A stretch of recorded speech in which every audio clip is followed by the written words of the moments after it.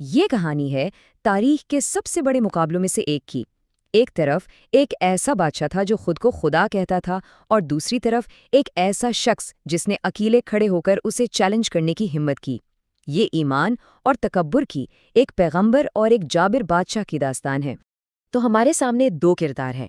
ایک طرف ہے بادشاہ نمرود، جس کی طاقت کی کوئی حد نہیں، جو سمجھتا تھا کہ وہی زندگی اور موت کا مالک ہے۔ اور دوسری طرف ہے حضرت ابراہیم، جن کے پاس کوئی فوج نہیں تھی، کوئی خزانہ نہیں تھا، صرف سچائی اور اپنے رب پر غیر متزلزل ایمان تھا۔ اچھا، تو اس پورے واقعے کو ہم 6 حصوں میں دیکھیں گے۔ کیسے ایک جابر نے خدائی کا دعویٰ کیا، پھر کیسے اسے چیلنج کیا گیا، وہ عظیم مناظرہ، آگ کا معجزہ، اور پھر اس بادشاہ کا عبرتناک انجام، اور آخر میں دیکھیں گے کہ اس کہانی میں ہمارے لیے کیا سبق ہیں۔ تو کہانی شروع ہوتی ہے قدیم بابل سے، ایک ایسا شہر جو اپنی شان و شوکت کے لیے مشہور تھا، اور اس کا بادشاہ تھا نمرود۔ اس کا غرور اتنا بڑھ چکا تھا کہ اس نے مشہور برج بابل تعمیر کروایا۔ یہ صرف ایک اونچی عمارت نہیں تھی، یہ آسمان والے کو چیلنج کرنے کی ایک کھلی بغاوت تھی۔ ذرا سوچئے، 400 سال کی حکومت، جب کوئی انسان اتنے لمبے عرصے تک تخت پر بیٹھا رہے تو وہ خود کو کیا سمجھنے لگتا ہے؟ نمرود کے لیے تو یہ بات بالکل صاف تھی، وہ اب خود کو انسان نہیں بلکہ زندگی اور موت کا مالک سمجھتا تھا۔ نمرود کا اصل ہتھیار اس کی فوج نہیں تھی، بلکہ اس کا معاشی کنٹرول تھا۔ اس نے اناج کے سارے ذخیروں پر قبضہ کر لیا تھا۔ اب لوگوں کے پاس 2 ہی راستے تھے، یا تو بھوکے مر جاؤ یا نمرود کو اپنا رب مان لو۔ یہ لوگوں کے ایمان کا سودا تھا۔ اور اسی اندھیرے میں ایک روشنی کی کرن پیدا ہوئی۔ حضرت ابراہیم علیہ السلام کی پیدائش ایک پیش گوئی کی وجہ سے خفیہ رکھی گئی۔ جب وہ بڑے ہوئے تو انہوں نے اپنے قوم کو دیکھا کہ وہ اپنے ہاتھوں سے بنائے ہوئے بتوں کو پوج رہے ہیں، اور انہوں نے اس رواج پر سوال اٹھانا شروع کر دیا۔ اب صرف باتوں سے تو کوئی ماننے والا نہیں تھا، اس لیے حضرت ابراہیم نے ایک عملی منصوبہ بنایا۔ انہوں نے تہوار کے دن کا انتظار کیا جب سارا شہر جشن منانے باہر گیا ہوا تھا۔ یہی وہ موقع تھا جب ان بے جان خداؤں کی حقیقت سب کے سامنے لائی جا سکتی تھی۔ جب لوگ واپس آئے اور اپنے خداؤں کا حال دیکھا تو غصے سے پاگل ہو گئے، سیدھا حضرت ابراہیم کے پاس پہنچے، مگر انہیں ایک ایسا جواب ملا جس نے ان کے اپنے ہی عقیدے پر سوال کھڑا کر دیا۔ انہوں نے کہا، اس بڑے والے سے پوچھو اگر یہ بول سکتا ہے۔ بس اس ایک جملے نے سب کو لاجواب کر دیا، کیونکہ وہ دل ہی دل میں جانتے تھے کہ یہ پتھر کے بت بول نہیں سکتے۔ اب جب لوگوں کے پاس کوئی جواب نہیں بچا تو وہ معاملے کو سیدھا بادشاہ نمرود کے دربار میں لے گئے، جہاں حق اور باطل کے درمیان آخری فکری جنگ ہونی تھی۔ نمرود کے بھرے دربار میں حضرت ابراہیم نے بہت سادہ سی بات کی۔ انہوں نے کہا، میرا رب وہ ہے جو زندگی دیتا ہے اور موت دیتا ہے۔ یہ صرف ایک بات نہیں تھی، یہ نمرود کے جھوٹی خدائی کے دعوے پر سیدھا حملہ تھا۔ نمرود ہنسا اور تکبر سے بولا، ارے یہ کون سی بڑی بات ہے، میں بھی زندگی دیتا ہوں اور موت دیتا ہوں۔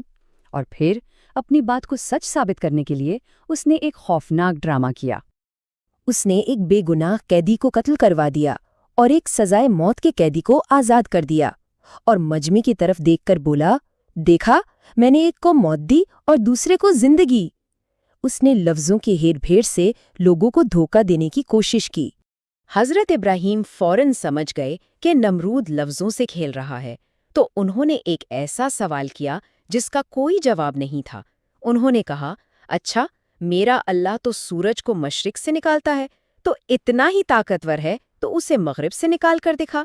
اس چیلنج کے سامنے نمرود کا سارا غرور، ساری طاقت، سب کچھ دھرا کا دھرا رہ گیا۔ وہ بالکل خاموش ہو گیا۔ جب دلیل ہار جاتی ہے تو ظلم طاقت کا استعمال کرتا ہے۔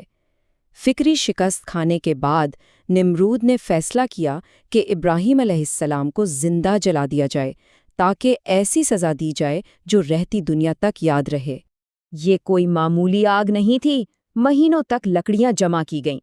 آگ اتنی شدید تھی کہ کوئی اس کے قریب بھی نہیں جا سکتا تھا، اس لیے ایک منجنیق یعنی ایک کیٹاپلٹ بنایا گیا تاکہ حضرت ابراہیم کو دور سے ہی آگ کے شعلوں میں پھینکا جا سکے۔ دیکھنے والوں کے لیے بچنے کا کوئی امکان نہیں تھا۔ اور پھر وہ ہوا جس کا کسی کو وہم و گمان بھی نہیں تھا۔ اللہ کا حکم آیا، اے آگ ابراہیم کے لیے ٹھنڈی اور سلامتی والی ہو جا۔ اگر حکم صرف ٹھنڈی ہو جا ہوتا تو آگ اتنی ٹھنڈی ہو جاتی کہ وہ جان لیوا ہوتی، لیکن اللہ نے سلامتی والی بھی کہا اور وہ دہکتی ہوئی آگ ایک پرسکون باغ میں بدل گئی۔ کہتے ہیں کہ اس جنگ میں صرف انسان نہیں، جانوروں نے بھی اپنا اپنا کردار ادا کیا۔ روایت کے مطابق چھپکلی اپنی چھوٹی سی پھونک سے آگ کو اور بھڑکا رہی تھی، جبکہ مینڈک اپنی چونچ میں پانی لا لا کر اسے بجھانے کی کوشش کر رہا تھا۔ مگر سب سے حیران کن واقعہ تو خود نمرود کے گھر میں پیش آیا۔ اس کی اپنی بیٹی رود یہ سب ایک مینار سے دیکھ رہی تھی۔ جب اس نے حضرت ابراہیم کو آگ کے اندر ایک باغ میں محفوظ دیکھا تو اس کا دل ایمان لے آیا۔ اس نے کلمہ پڑھا اور بے خوف ہو کر آگ میں چھلانگ لگا دی، اور آگ نے اسے بھی کوئی نقصان نہیں پہنچایا۔ ابراہیم علیہ السلام تو سرخرو ہوئے، لیکن نمرود کا کیا بنا؟ اس کا انجام اس کے غرور جیسا ہی بڑا اور ذلت آمیز تھا۔ اللہ نے دکھا دیا کہ اس کی طاقت کی حقیقت کیا ہے۔ اللہ نے اس کے غرور کو توڑنے کے لیے کوئی بڑی فوج نہیں بھیجی، بلکہ مچھروں کا ایک لشکر بھیجا جس نے اس کی پوری فوج کا صفایا کر دیا۔ پھر ایک چھوٹا سا مچھر اس کی ناک سے اس کے دماغ میں گھس گیا اور اسے 400 سال تک اذیت دیتا رہا۔ وہ شخص جو خود کو خدا کہتا تھا، اس کی موت اتنی ذلت آمیز ہوئی کہ تاریخ میں مثال بن گئی۔ تو اس پوری داستان کا، اس عظیم ٹکراؤ کا حاصل کیا ہے؟ اس میں ہمارے سیکھنے کے لیے کیا لازوال سبق چھپے ہیں؟ آئیے ان پر ایک نظر ڈالتے ہیں۔ یہ کہانی اصل میں دو راستوں کی کہانی ہے۔ ایک طرف حق کا راستہ ہے جس پر حضرت ابراہیم چلے، ان کی طاقت اللہ پر بھروسہ اور عقل تھی۔ دوسری طرف باطل کا راستہ ہے، نمرود کا راستہ، جس کی طاقت دنیاوی فوج اور دھوکے پر تھی۔ انجام ہم سب کے سامنے ہے۔ حق آگ میں بھی محفوظ رہا اور باطل ایک مچھر سے ہار گیا۔ آخر میں ایک سوال رہ جاتا ہے، اگر ایک ظالم بادشاہ کی ساری طاقت، اس کی فوج، اس کا خزانہ، اس کا ہر چیز پر کنٹرول، ایک شخص کے سچے ایمان کے سامنے کچھ بھی نہیں، تو پھر اصل طاقت کس چیز میں ہے؟ مادی چیزوں میں، یا اس یقین میں جو پہاڑوں کو بھی ہلا سکتا ہے؟